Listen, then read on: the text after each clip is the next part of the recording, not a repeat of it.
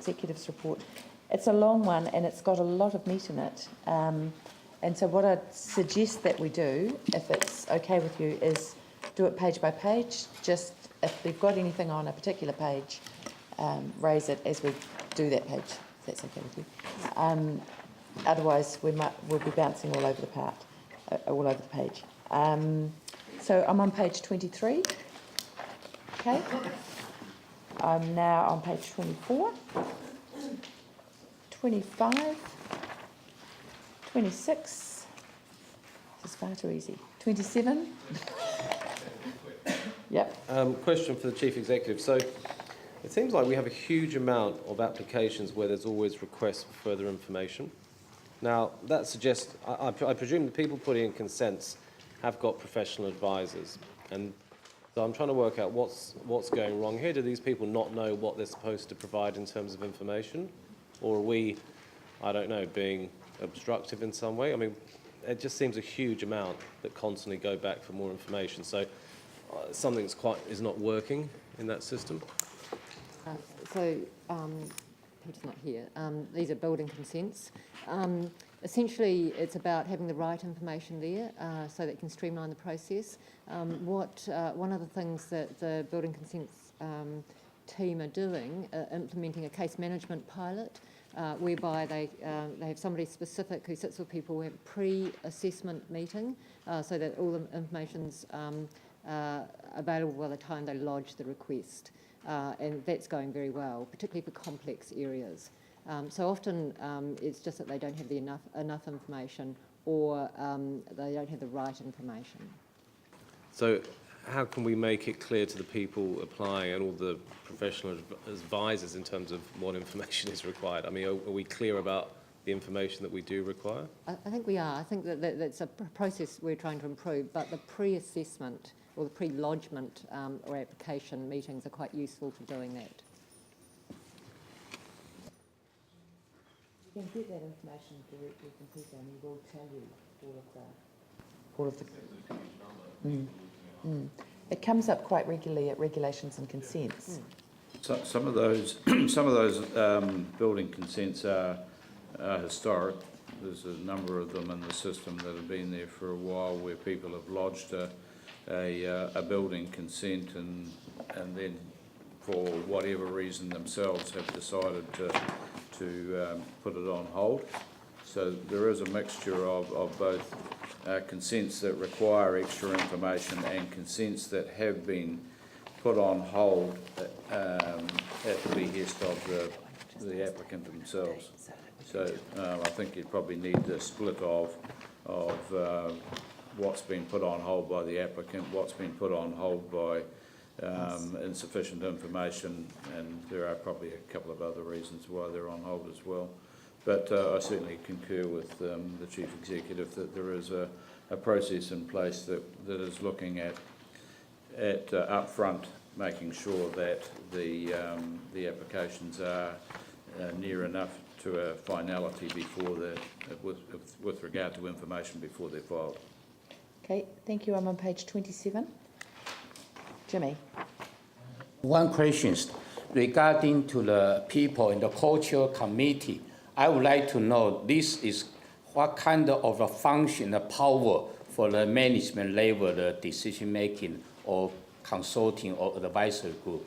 Yeah. So this is a committee that will have representation from all levels of the organisation. And they'll work together to look at opportunities to improve the experience of working for and within the council, as well as looking at the culture of the council. And so they'll make not only recommendations to me, and I'll be part of that group and leading it, but also finding solutions to the issues. So we'll be running a workshop initially with a wider group of people, looking at where their priorities might be, and then having some working groups around specific issues. Thank you. This is part of Carlene's Can Do. Yes. But for the whole organisation. Okay, I'm on page 28, 29, 30. Yep, Phil. Carlene, thank you for the information around the horizontal infrastructure and the skirt. And I guess like the clearly those figures indicate, and you're right too, that in fact there's an underfunding of nearly $400 million. And with that in mind, I'm just wondering, can that be part of a future discussion with the government? Is that something that we as a council can do, in your view? I think it's part of an ongoing discussion, so the work around the optimisation contributes to that, about how we can essentially do more with the funding that we've got. And of course there is a review of the cost sharing agreement before the end of December, so it will form part of that as well. Okay, thank you, Yanni. It's on that skirt, page 30-31. I was just interested in the fourth bullet point down that says Design Guide 43B has been adopted by the three funders. I recall from the briefing that we had that our staff expressed strong concerns at the impact that would have on our infrastructure network, and that we were not okay with that. So I'm a bit confused to see why it's been signed off when we as elected members have been raising concerns, and I'd just like an explanation as to what that design standard means in terms of issues going forward for us as a council. Thank you. Again, it's ongoing discussions with the other asset owners, but the standards really address the level of intervention and the scope of work that's done across the network. There has been some difference of opinion, and so the council's worked with particularly Sarah on the issue, and have been discussed, and in some areas those differences have been agreed.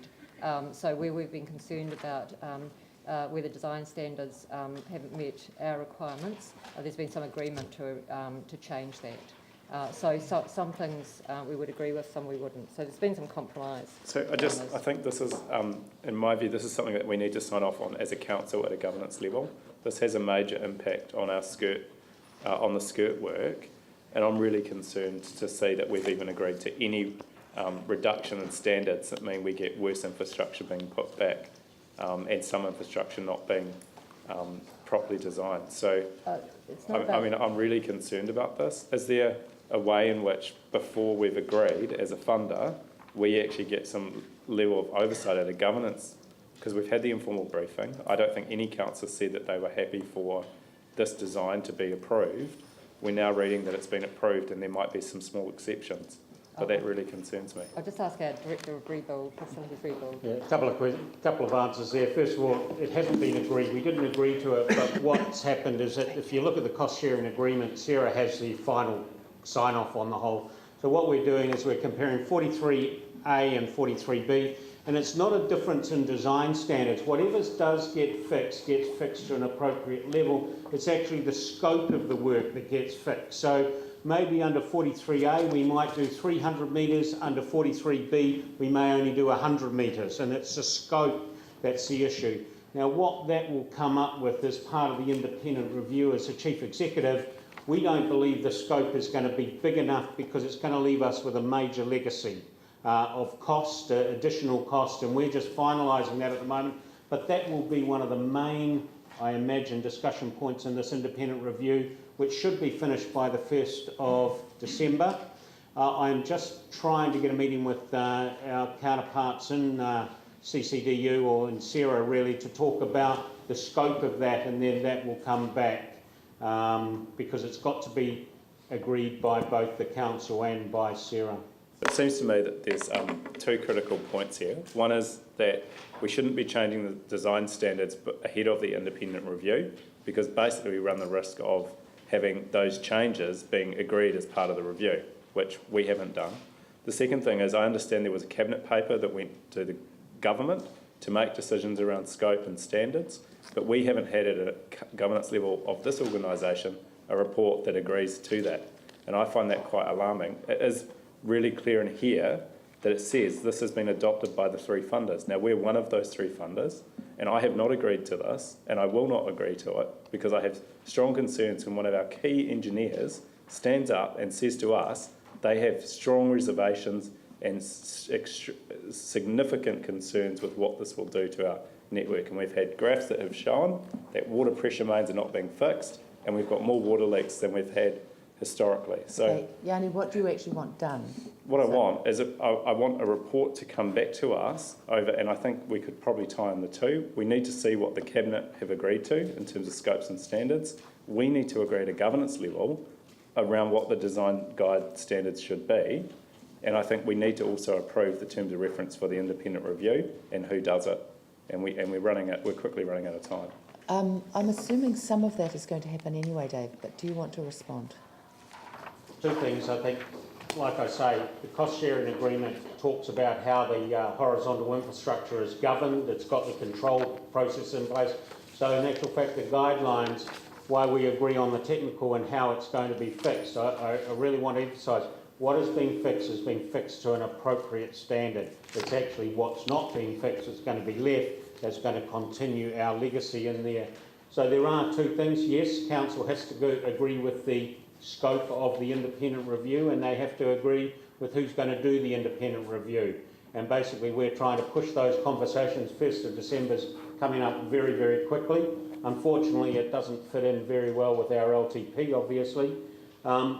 There will be, if there's standards, there's been reiterations of standards wherein, as we say, 43, I'm not quite sure, there's been 43 iterations. But as we've gone through and found different things, there are a variety of different changes being done at the design stages of those standards right through the whole process. And basically they have got, what they have done in the government paper has said the government wants to see whether they can spend only 1.8 billion, which is what they signed up originally. If you look at the cost agreement, there was a part of that came through and said, for clarification, one of the clarification notes was, if there's more money required, we want to make sure that that doesn't mean that that conversation is closed. And there was a clarification note saying that we can enter into that conversation. How much hope we've got, I'm not sure, but that is the work we should get done, and I fully agree well, I've got to be careful. I think the independent review will come up with our position, because the legacy, cost of that legacy, from a public health point of view, from an environmental point of view, is going to be too big. But basically, we've still got to keep the thing going, and at the end of the day, the agreement... Now, there are some things that 43A and 43B turn out exactly the same amount of work. And Skirt is doing some of that information at the moment, and we talked about in the short lineup, but we are going to have a look at where the cases are that they don't align totally, and there are some of those cases as well. So can I just be clear, Dave? The scope and the terms of reference for the independent review and who does the independent review will come back to the council well before... It has to be signed off by council and by Sarah. Okay. Now, I want to be quite specific on this, Yanni. What else is not covered from what you wanted? The changes to scopes and standards and the optimisation, I haven't seen the Cabinet paper, so I don't know what's in it. But the issue is that at a governance level, we have not agreed to certain reductions in standards, and so we need to... where would you like that report to go to? It should come to the full council. No reduction in standards. Okay, but well, can there just be a further report at the next council meeting on that, so that people are very clear about what 43B means, because 43B on its own does not mean... It's wider than 43B. The scopes and standards... Whatever's being done by government, at a governance level, we need visibility of, and we need to agree or not. Okay, Dave's got it. Yep. Okay, Paul. On top of that, it's actually a bit more than that. It's actually understanding, we know we've got a $399 million shortfall to actually complete the works that need to be done. It's understanding what the ongoing operational costs of that shortfall actually equal out to be, so we can actually make a decision whether we don't spend our money and what that ongoing cost is, apart from actually doing it right now and actually the cost-saving benefits. So we need to know the benefits and the cost analysis on that. You good with that, Dave? And that work is just about to be finalised at the moment. We've got people working on that, various scenarios and coming through. There are some of the figures we've got a draft report, but we haven't got a final report. Hopefully all that information will come together with the Skirt work within the next fortnight. So we're hoping we can pull all those strands of work together. Could I just ask on what time frame? Is it a 10-year period you're looking at that analysis over, or is it like a 3-year period, so we get a bit of a broad understanding? What we're doing is trying to get a scenario that whatever's left over of non-renewals to be done, we are going to try and do them in a period of time. And I'm not sure, it's either 10 or 15, I can't remember exactly. That's fine. It's more? My accountant said it's more than that.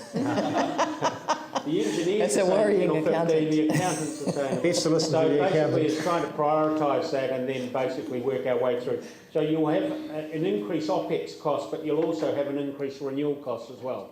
So there's two components to that. Okay, if that's that great. makes a difference. Thank you. So that's all going to be covered, and the OPEX versus the CAPEX as well. You good? I'm assuming it's going to happen anyway. Yeah, ask for We don't need a resolution. We just rely on these guys. Yep. Then from that discussion that we have not adopted the 4.3b by us as a funder, and we Well, have it not. sounds like we have, Yanni, because it says we have. We have don't not agree. provided We don't agree with 43B, but basically it's been utilised because basically it's not Christchurch City Council's call. Right. And Okay. so we are asking for a comparison between the two, and that has been debated at an asset owners level. Okay. Thank you. Can I move on to 32? And sorry, Glenn. No. 33. I actually have a. Yeah. Yep. Jimmy. 32. Who can explain to me regarding to this chart? I still don't know. The progress by asset type. It's kind of reasonable. Water supply completed, wastewater completed, ahead of the roading completed. That's reasonable. But why the stormwater completes under the roading completed? I can't understand. Or at least they should be fill the gap together. Otherwise, doing the work 2 times. This is my concern. Why? Two things. Yes, stormwater is probably the Cinderella that's dragging, and we're actually looking at a program to accelerate that over the issue. Roading will always be the last off the last cab off the rank, because basically you've got to do everything underneath the road prior to in actual fact doing it. So yeah, that's one of the real things. So we are aware of those, and we are going to try and manage them in a better way and as we move forward. It looks like it's a bigger gap. A bigger gap in here. So Jimmy's Roading and the stormwater. Jimmy's concern is how can stormwater be below the roading thing?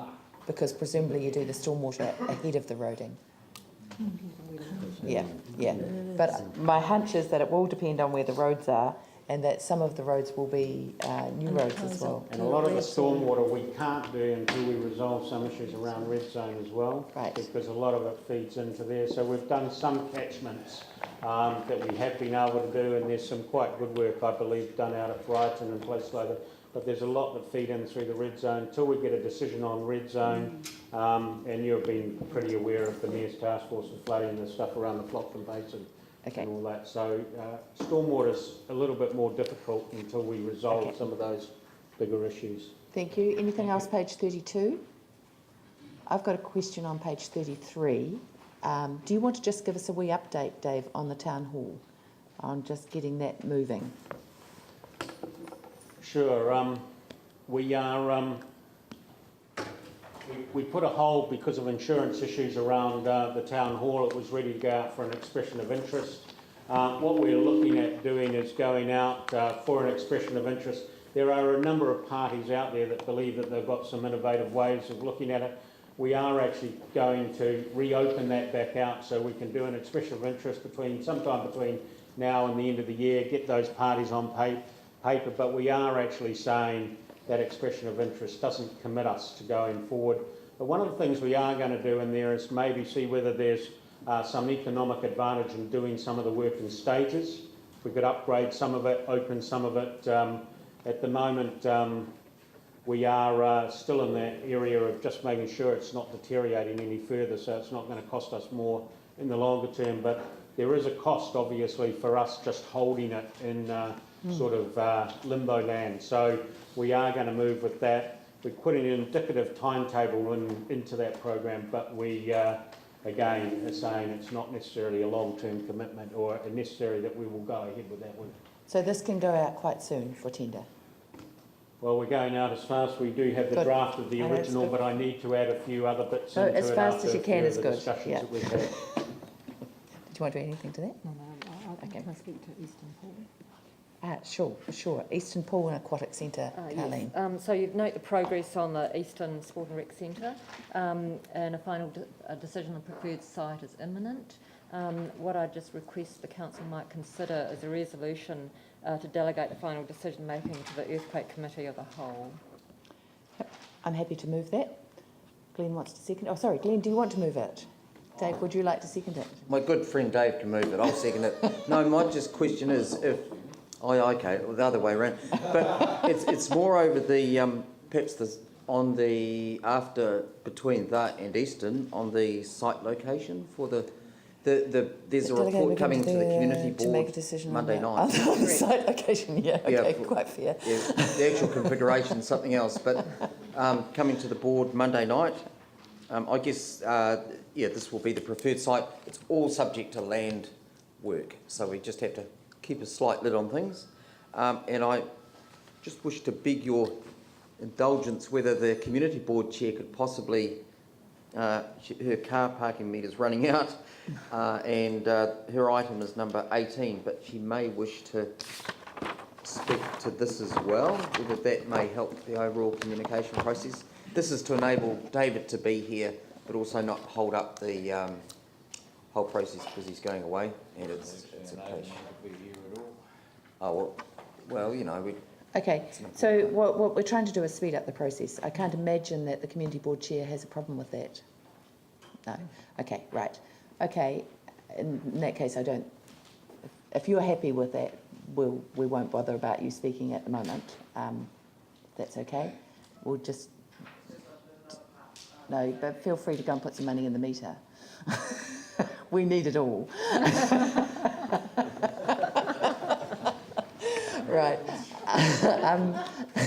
So we're just on this resolution at the moment, okay? Is that what you're on, Jimmy? No, let's deal with this one first. Yanni, you on this one? Yeah, I just want to say I strongly support this and the agreed process that was signed up to by the community board and to the mayor and myself as chair of the community committee. The timeframe was that it would come back to council on September 4th, so I really support this today. Good. Excellent. So everybody's happy with this? Can I put this? Moved by the East and Livingston Coalition. Okay, I'll put that. Those in favour, please say aye. Those opposed? Carried. Right, that's great. Anything else on page 33? Yeah, Jimmy and then Andrew. Regarding to the Southwest Area Hub, in here, I asked a question for many times. I would like to have the time frame, you know. My understanding, this site investigation, since the September 2012 until now, almost 2 years. But right now, stop, reback, still, you know, will be reviewed, go to a community board before being presented to council. But when? I just want to know when, time frame. Because okay, we've got the we can see the budget already secure in the 10-year plan, 3-year plan, carry forward, behind the schedule so long. The community will be, you know, anxious about this project. Okay, I'm not sure if it's Dave or Jane or who gets this one. Jane's hoping it's not her. Southwest. Southwest Hub. Yeah. No. We've got the question, Jimmy. Yeah. Sorry, I have replied with a timetable on it. I took to my things. I haven't got that. I'm sorry. I gave it to you, and I think I sent a copy to you, Councillor Buck too. But it's we're going to the community board before the end of the year. We've got a program that had all that. Look, I could go and find out why it's taken 2 years, but I just no. Don't worry about the history. Yep. Rather than work back. So we have got a time that we have given to you on that project. Okay, that's fine. So it comes to the community board before the end of this year. Yep. Thank you very much indeed. Okay, we don't need the 2-year history. We're absolutely over the 2-year history. Okay, right. Andrew, sorry.